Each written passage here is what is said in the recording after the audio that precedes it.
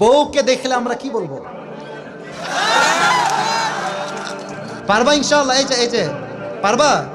তাহলে কিন্তু ছোট বাচ্চা ও যদি পারে সিরাজগঞ্জের ব্র্যান্ড তার প্রমাণ হয়ে যাবে যুবক ভাড়া, ঠিক কিনা বলো? আসো। আরে বেটা দৌড় দিয়ে তোর বিয়ে হবে না দৌড় না দিয়ে? মাশাআল্লাহ মাশাআল্লাহ। আসো বাবু, তুমি এই পাশে আসো, এই পাশে আসো। এই যে হ্যান্ড মাইকটা কোথায়? হ্যান্ড মাইকটা নাও, সালাম দাও সবাইকে একটা। আসসালামু আলাইকুম ওয়া রাহমাতুল্লাহি ওয়া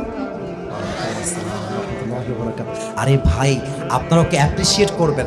ও যখনই উত্তর দিয়ে দিবে, 1 নাম্বার নিয়ম, আপনারা সবাই মিলে বাঘের মতো বাঘের কণ্ঠে বলবেন। বলেন সবাই মারহাবা। আরেকবার বলেন সবাই মারহাবা। এই পিচ্চিকে আমরা ওয়েলকাম জানাই। আল্লাহ ওকে উত্তর দেওয়ার তৌফিক দান করুক। পড়েন সবাই আমিন। ওকে আমি খুব সহজভাবে প্রশ্ন করবো, আশা রাখবো সে পারবে। বলো তো, আমার নবীর গায়ের চামড়ার রং কেমন ছিল? পারবে? সাদা সুন্দর না লাবণ্যময় সুন্দর? বলো সবাই। লাবণ্যময় সুন্দর। এবার বলো, আমার নবী কি দেখতে লম্বা ছিলেন, গুঠু ছিলেন, না মাঝারি গঠনের ছিলেন? মাঝারি গঠন। আল্লাহ বলেন সবাই মারহাবা। এবার বলো, আমার নবীর চেহারায় দাড়ি কি ছোট ছিল না চাপ দাড়ি ছিল? চাপদারি। আপনারা বলেন ও পারবে। ওর গায়ের শক্তি বলছে সিরাজগঞ্জের যুবকরা, বাচ্চারা একটা বাঘের বাচ্চা এরা। এবার তুমি একটু বুঝে শুনে উত্তর দাও। নবীর চুলের যে কাটিংটা ছিল, কাটিং এর নাম কি ছিল? আরে বলেন সবাই মারহাবা। এবার বলো তো, নবীর হাতের তালু কেমন ছিল? নবীর হাতের তালুটা এটা কি শক্ত ছিল না মুলায়ম ছিল? মুলায়ম ছিল। ওকে অপশন দিলে যে রাইট অপশন সেটাই সে চুজ করছে। বলেন সবাই মারহাবা। 1 নাম্বার সে পাস, 1 নাম্বার সাবজেক্ট শেষ।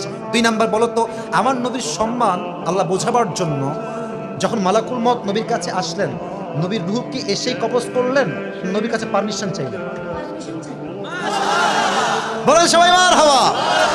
আচ্ছা বলো তো, নবীর আদর্শের ক্ষেত্রে নবী বাবা হিসেবে যখন ফাতেমাকে বিয়ে দিবেন, ফাতেমার কাছে এসে, এটা ওর জন্য বোঝা একটু কষ্টকর, তাই বোঝাবার স্বার্থে সহজ করছি।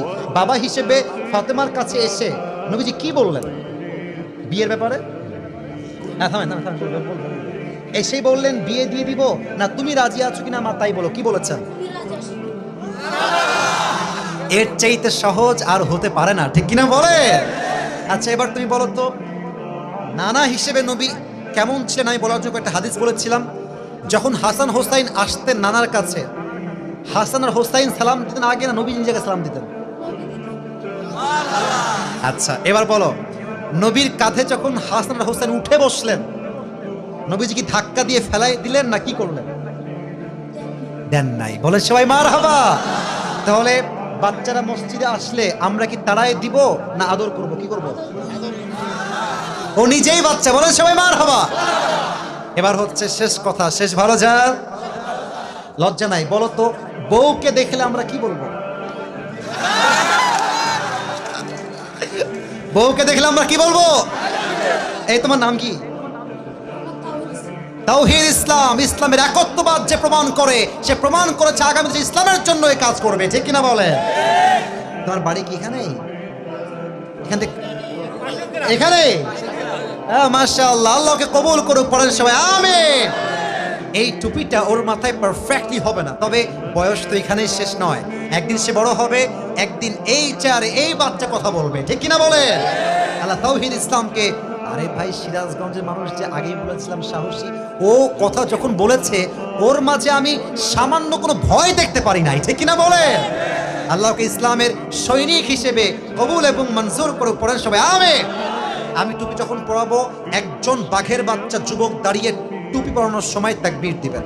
রেডি থাকেন, দেন তাকবীর দেন। কে আছেন?